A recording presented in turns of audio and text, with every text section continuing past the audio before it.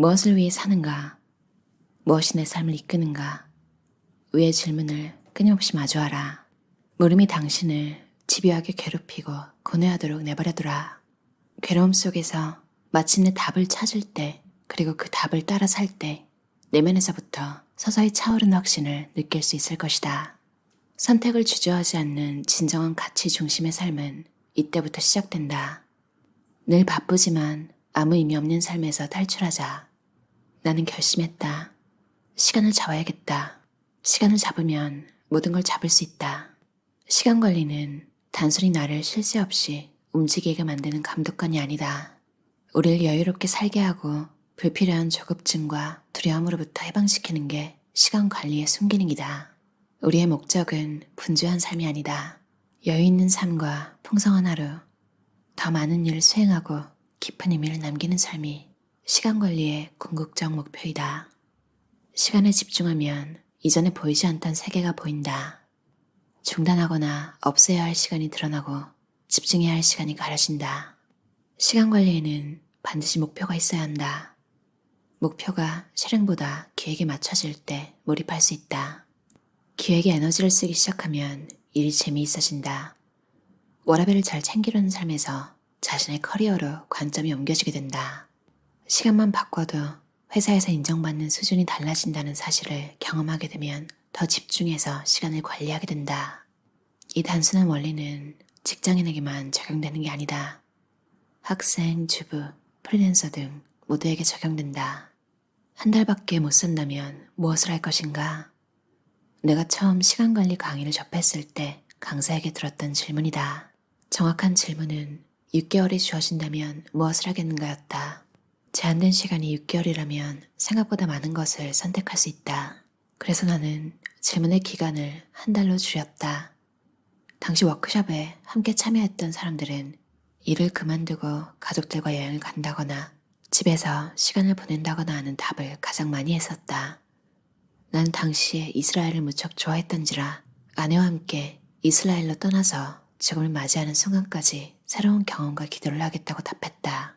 사람들이 내 답을 신기해했던 기억이 난다. 삶의 루틴 또한 그대로 유지할 것 같다. 새벽에 일어나서 성경 읽고 기도하는 시간, 오전에 팀원들과 프로젝트를 논의하는 시간, 오후에 유튜브 촬영하고 연구하는 시간, 라이딩 혹은 러닝을 하는 시간은 결코 뺄 수 없다. 당신에게 한 달의 시간만 남더라도 지금의 삶을 유지할 수 있는가? 그렇다면 이미 완벽하게 시간을 관리하는 중이다. 지금의 삶에 최선을 다하면 된다. 내가 지금 하고 있는 일을 계속 하겠다고 단언한 이유가 있다. 심플라이프라는 개념 때문이다. 여러 저술활동, 유튜브, 회사 운영, 신앙생활, 운동, 가족과의 시간 등 굉장히 다양한 활동을 하는 것처럼 보이지만 내 머릿속에는 단순한 몇 가지 활동으로 인식된다. 황농문 박사의 몰입 혹은 칙센트 미아이 박사의 몰입의 경영이라는 책을 보면 사람이 몰입하는 데에는 시간이 필요하고 한 가지 주제를 계속 보고 있거나 고민할 때 생산성이 몇 배나 향상된다는 연구 결과를 배울 수 있다. 반드시 해야만 하는 일과 하고 싶은 일을 분류하는 것이 첫 단계다. 두 번째로 거쳐야 할 과정이 바로 덩어리로 시간을 뭉치는 것이다. 각 업무들을 연속적으로 배열해서 집중 시간을 갖는 걸 의미한다. 업무 하나하나의 시간을 따로 보지 말고 연속된 시간으로 보자. 결국 그 시간을 통해서 얻고자 하는 게 있어야 한다. 목표에만 집중하는 것이 심플라이프다. 집중을 위한 마지막 단계는 낭비 제거이다. 얻고자 하는 바가 명확하고 연속된 시간을 배치하다 보면 반드시 불필요한 시간들이 튀어나온다. 불필요함을 알아도 제거할 수 없는 시간들도 있다. 나의 경우를 예로 들자면 자료 출력, 팀원 면담과 같은 시간이다. 돌발적으로건 정기적으로건 제거할 수 없는 시간은 언제나 발생할 수 있다. 이때는 과감하게 후순위로 미루거나 연기를 요청해야 한다. 후순위라 함은 하루의 후반부, 즉 퇴근 전 시간대 정도나 한 주의 후반부, 즉 집중도가 가장 떨어지는 목요일 이후를 지칭한다. 미팅 연기를 요청해보면 중요하지 않은 일이 스스로 해결되어 버리는 경우도 많이 있다. 일이 알아서 처리되면 약속된 미팅 시간에 새로운 과제를 함으로써 나도 리프레시 될 수 있다. 중요하지 않은 시간을 과감하게 삭제해야만 심플라이프가 가능하다. 사실 시간 관리는 목표 관리다. 목표를 달성하기 위해서 우리는 많은 것들을 포기한다. 가장 중요한 목표를 이루기 위해 덜 중요한 것들을 포기한다. 중요한 것과 덜 중요한 것, 우리는 이 둘을 어떻게 구분할 수 있을까? 삶에서 절대 놓치지 말아야 할 중요한 요소가 있다. 바로 균형이다. 일에 함몰되면 건강을 놓치거나 관계를 놓친다. 지나치게 건강에 함몰되면 커리어나 여유 있는 삶을 놓친다. 나는 심플한 삶을 목표로 끊임없이 시간의 구조를 바꾸었다. 중요한 것에 시간을 먼저 배치하기 위해 늘 노력했다. 사람마다 중요하게 생각하는 활동과 습관이 있겠지만 나에게 가장 중요한 활동은 자기계발이다. 자기계발을 놓치는 순간 나는 정체되고 삶의 의미와 방향성을 잃을 수 있다고 생각한다. 자기계발을 멈추면 언젠가 나도 꼰대가 되어서 별 효과도 없는 나만의 방식을 라떼는 말이야 라는 서두로 시전할 것 같다. 너무 싫다. 상상만으로 몸서리 난다. 한때는 먹혔던 방법, 예전에는 유효했지만 현재에는 사정된 방법론에 머물지 않으려면 언제나 새로운 관점과 학습의 시간, 영감이 필요하다. 여러분이 가장 중요하게 생각하는 시간은 어떤 시간인가?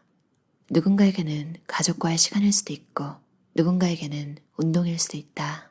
중요한 시간을 위해 구조를 바꾸는 방법은 아주 간단하다.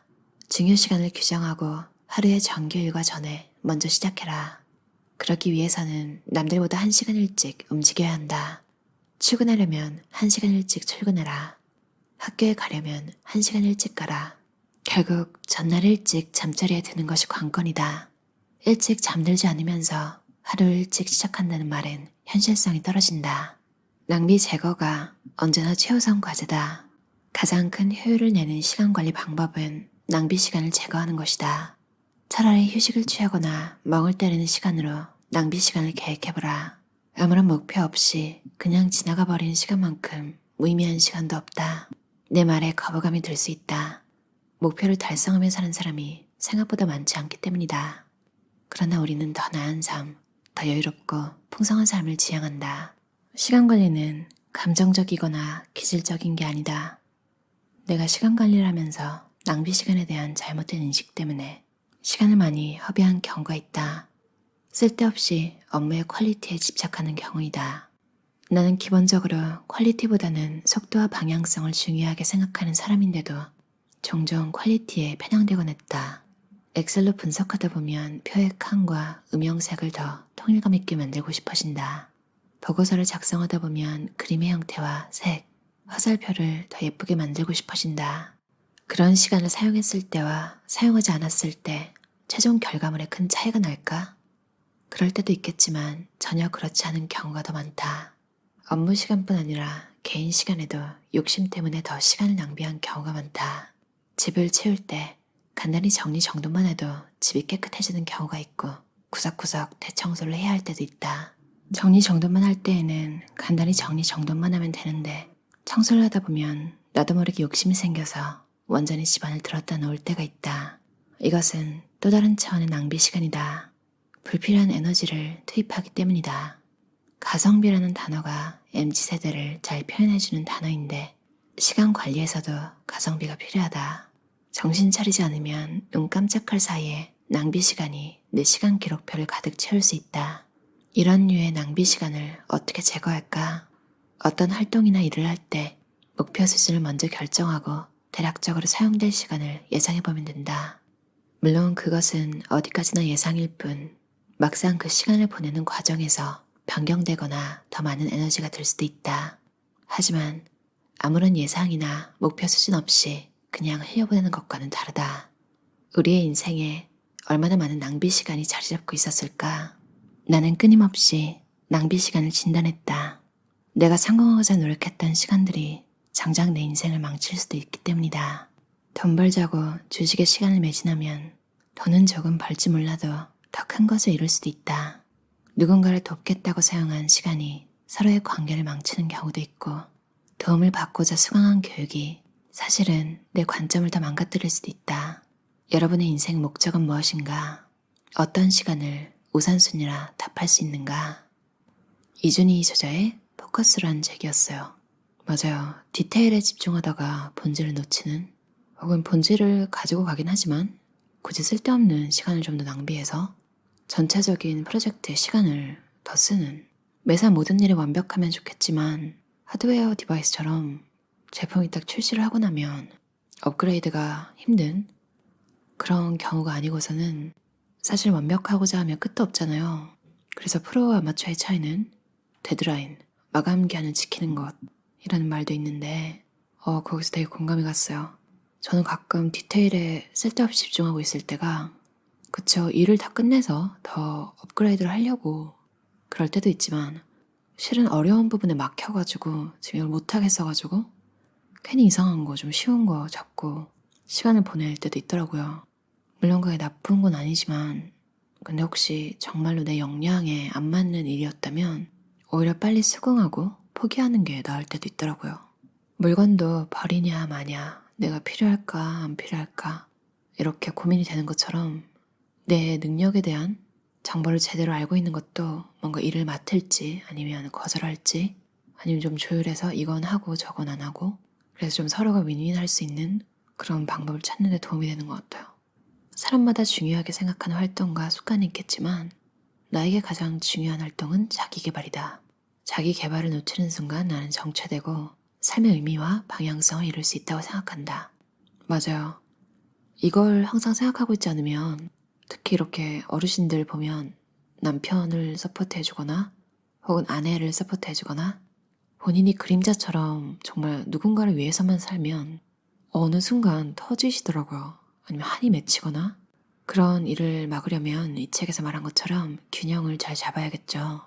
내가 어디까지 포기할 수 있는지, 어디까지 내 시간을 내어줄 수 있는지, 정말 나에 대해서 내가 잘 알고 그 선을 잘 그어놔야 상대방도 편하고 나도 그래서 더 편할 수 있는 것 같아요.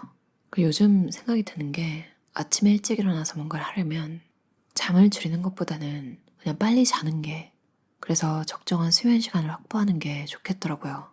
왜냐면 비몽사몽하면 일도 느려지고 내가 일을 느리게 하고 있다는 자괴감, 이게 또 기분을 나쁘게 하더라고요. 피키 블라인더스라는 넷플릭스에 드라마가 있는데, 피키 블라인더스라는 갱단의 두목이 토미 쉘비예요. 아일랜드 배우 킬리언 머피가 역할을 맡았는데, 갱단의 두목이고 좀 위험한 남자잖아요. 그래도 뭔가 일이 있으면 술을 거절해요. 내일 아침에 일찍 어디로 가야 한다거나 자꾸 이동을 굉장히 많이 하는데, 뭐 그럴 일이 있으면 운전하거나 할 때 술을 안 마셔요.